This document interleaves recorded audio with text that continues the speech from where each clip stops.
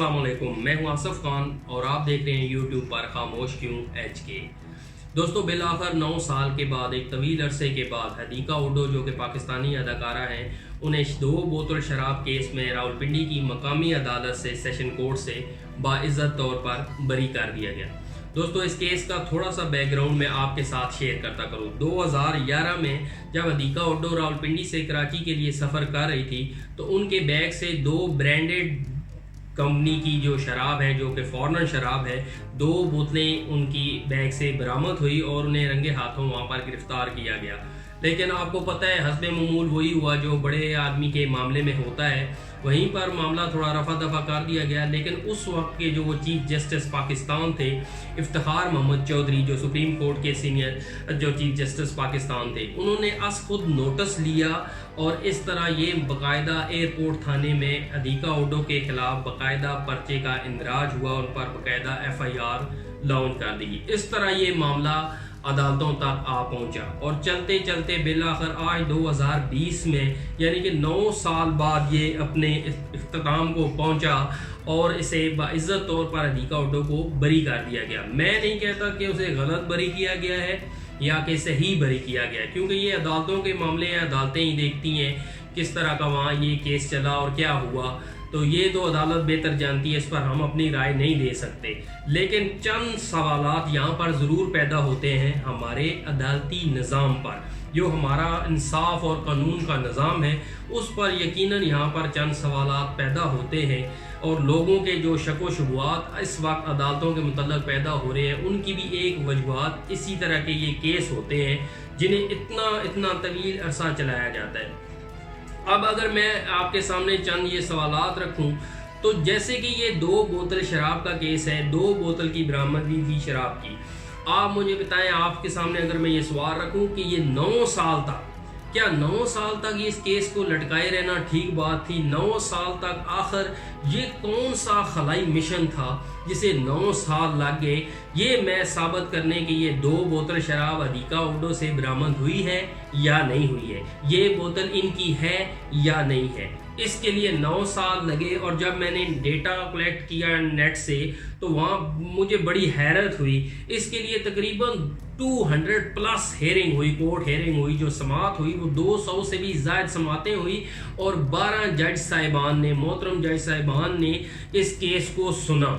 अब आप ही बताएं, महज 2 बोतल का केस था, इस पे क्या कोई पाकिस्तान दाव पे लगा हुआ था? क्या पाकिस्तान की मैशत दाव पे लगी हुई थी? क्या पाकिस्तान की कौम के लिए ये मुकदमा इतना आम हो गया था? या जो भी है, चले ठीक है, जो भी आपने देखा वो एक अलग बात, लेकिन क्या इस पर इतना वक्त लगा देना? इसके लिए 12 मोहतरम जज साहिबान ने अपना वक्त लगाया, 200+ समातें की गई। तो मुझे बताएं, आखिर इन शराब की बोतलों से क्या निकालना था? क्या कोई इन बोतलों से माज़अल्लाह कोई करिश्मा होने वाला था? यानी कि 9 साल तक इन बोतलों को वहाँ रख के, तो अब तो पता नहीं उनकी डेट भी कहाँ से कहाँ एक्सपायर होके चली गई, लेकिन ये नहीं पता चल सका कि ये बोतलें किसकी हैं। और बिलाखिर मकामी अदालत ने ये फैसला दिया कि हदीका उडो बाइज़्ज़त तौर पर उन्हें बरी किया जाता है, ये जो पाकिस्तानी अदाकारा है। अब देखें, एक तो ये सवाल पैदा होते हैं जुडिशरी के निज़ाम पर, ये सवाल फिर उठते हैं और अवाम बातें करती है, फिर तो इन्हें अदालत का सामना करना पड़ जाता है। लेकिन ये सवाल तो बनते हैं जहाँ दूसरी तरफ हमारी जेलों में बेशुमार लोग कैद हैं, जिन बेचारों का नंबर ही नहीं आता, बारी ही नहीं आती, कोर्ट में केस ही नहीं लगता और वो बेचारे वहीं पड़े रहते हैं। और एक तरफ ये मामला है कि 9 साल सिर्फ 2 बोतलों पर लगा दिए गए, कौम का भी ज़िया किया गया, अदालतों का बेशुमार इतना वसी वक्त ज़ाया किया गया, इतने जज साहिबान ने अपना वक्त दिया, कितने लॉयर ने अपना वक्त दिया होगा। तो ये सारे फिर अवाम को कहना पड़ता है ये तमाशे नहीं तो और क्या है। आप मुझे बताएं खुद ही, अगर ये मामला अगर इतना ही था,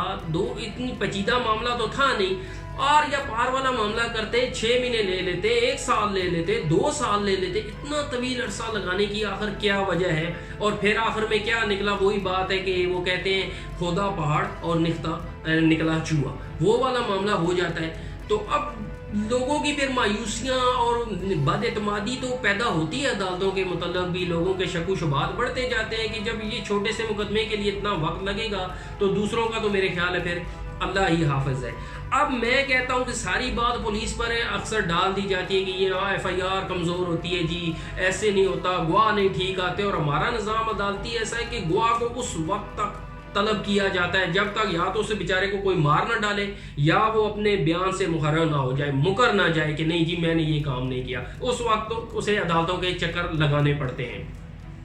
اب میں کہتا ہوں کہ جہاں پر یہ جوڈیشل ریفارم آخر کیوں نہیں ہوتی، جہاں پر آپ اتنے بڑے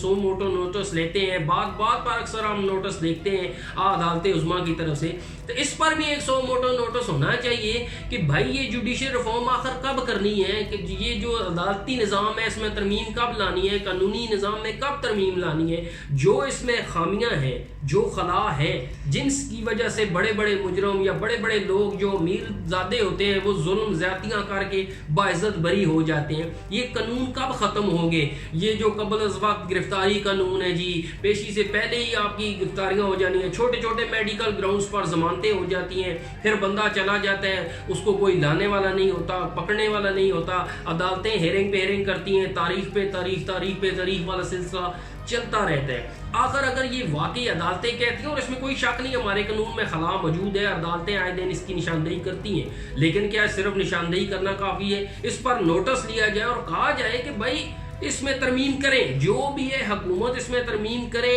اس میں باقاعدہ قانون سازی کی جائے، اور یہ جو خلا ہے جہاں سے مجرم بآسانی نکل جاتے ہیں یہ اب دھندا بند کریں۔ تو کیا عدالت کے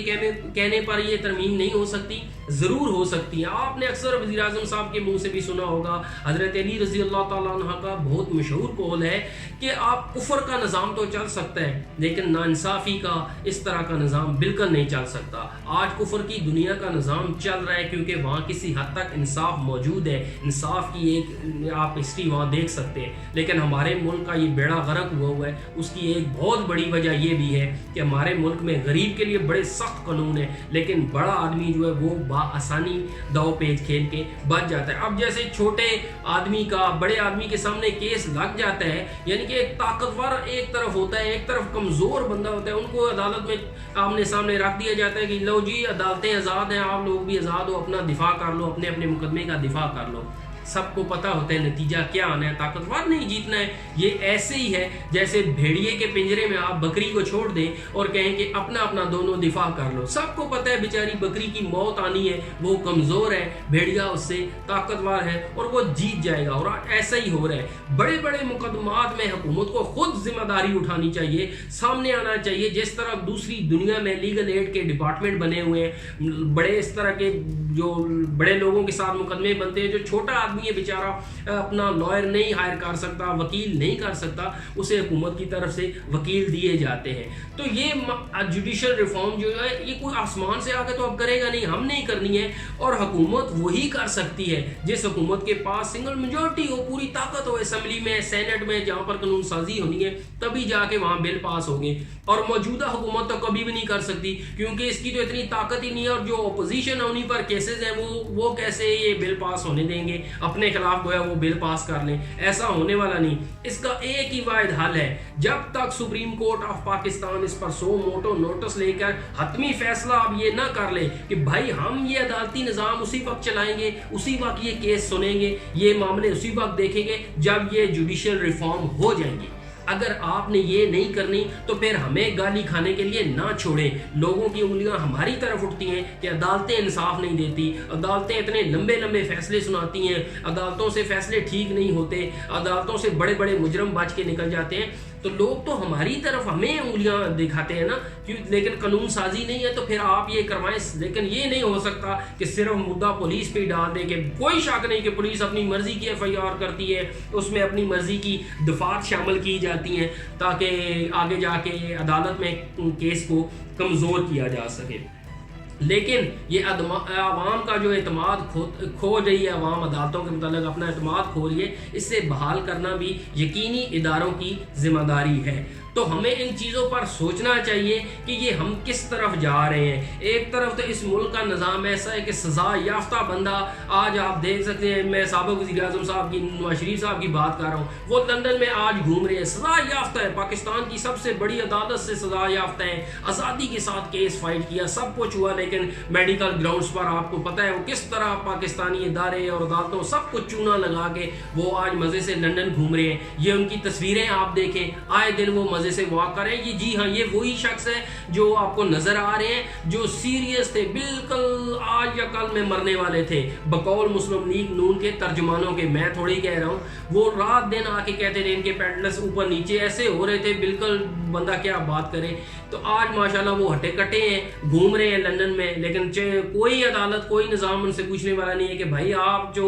6-4 ہفتے کے لیے گئے تھے تو آپ واپس کیوں نہیں آ رہے، آ کے پیش ہوں۔ لیکن نہیں، وہ سیریس بیمار ہیں، بالکل ان کی آج کل میں ڈیتھ ہونے والی ہے۔ یہ جو آپ کو تصویروں میں نظر آ رہے ہیں، شاید یہ وہ والے میاں صاحب نہیں ہیں۔ تو اس طرح کا اگر آپ نظام چلے گا اس ملک میں تو پھر آگے کیسے بڑھیں گے؟ پھر وہی بات آ جاتی ہے حضرت علی والی کہ یہ کفر کا نظام تو چل سکتا ہے دوستو، ہمارے قانون میں جو ناانصافی والا سسٹم چل رہا ہے، یہ اس طرح کا پھر پاکستان آگے نہیں بڑھ سکے گا۔ اللہ کرے ایسا نظام بنے کہ یہ عدالتی ریفارمز ہوں، اس میں خاص کر کے قانونی معاملات میں ترمیم کی جائے تو یہ معاملے آگے بڑھیں گے۔ دوستو کسی حد تک بھی ویڈیو پسند آئی ہے تو اسے لائک کریں، اپنے دوستوں کے ساتھ اس پیغام کو شیئر کریں، چینل کو سبسکرائب کر کے اس میں اپنی آواز شامل کریں۔ انشاءاللہ نیکسٹ ویڈیو میں آپ سے پھر ملاقات ہوگی کسی نئے ٹاپک کے ساتھ، تب تک اللہ حافظ۔